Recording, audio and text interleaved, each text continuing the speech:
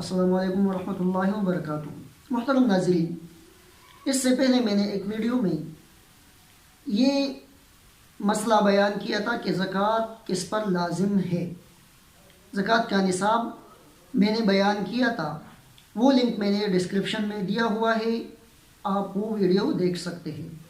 اس video میں آج یہ بتا رہا ہوں کہ کس کو زکوٰۃ دینی چاہیے۔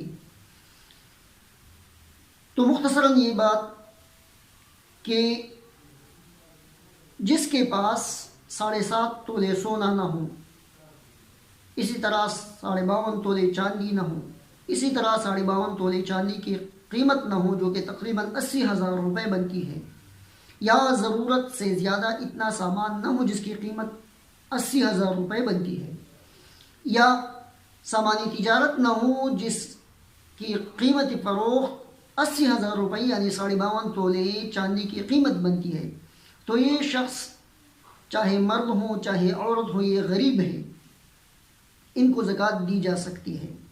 رشتہ داروں میں اصول کو زکوٰۃ نہیں دیا جا سکتا، اسی طرح واجبی صدقات بھی نہیں دی جا سکتی۔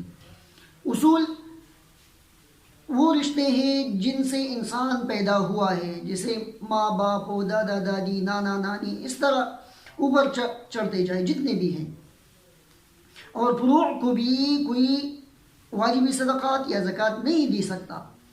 فروع سے مراد ان کے اولاد ہے، چاہے بیٹا ہو، بیٹی ہو، نواسا ہو، نواسی ہو، پوتے ہو، جتنے بھی ہو، اس سے اگر پوتوں کے اولاد بھی ہوں ان کو زکوٰۃ یا واجبی صدقات نہیں دی جا سکتی۔ اسی طرح زوجین ایک دوسرے کو بھی نہیں دے سکتے، شوہر بیوی کو نہیں دے سکتا زکوٰۃ، اور بیوی شوہر کو زکوٰۃ نہیں۔ اس کے علاوہ باقی تمام رشتہ داروں کو زکوٰۃ اور واجبی صدقات دیا جا سکتا ہے۔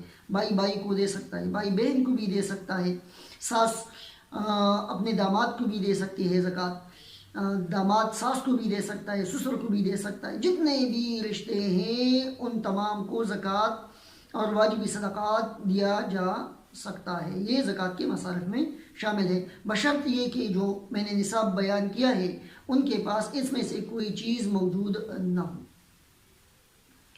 یہ ان لوگوں کا ذکر ہے جن کو ہم زکوٰۃ دے سکتے ہیں۔ اگر ویڈیو پسند آئی تو لائک کیجیے، چینل سبسکرائب کیجیے، بیل آئیکن پریس کیجیے تاکہ نئی اپڈیٹ آپ کو مل سکے۔